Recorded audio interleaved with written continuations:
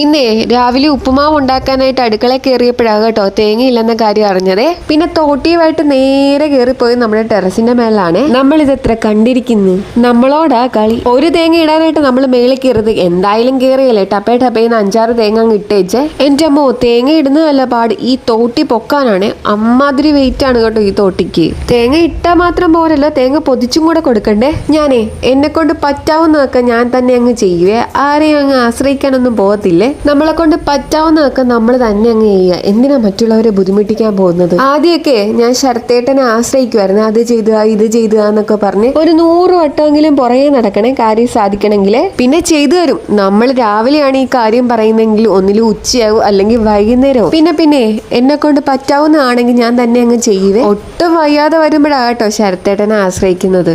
ഒരു സന്തോഷ വാർത്ത കൂടെ പറയട്ടെ, നമ്മളിപ്പോ 8K ഫാമിലി ആയിട്ടുണ്ട് കേട്ടോ. ഞങ്ങളെ സപ്പോർട്ട് ചെയ്ത എല്ലാവരോടും ഒരുപാട് നന്ദിയുണ്ടേ.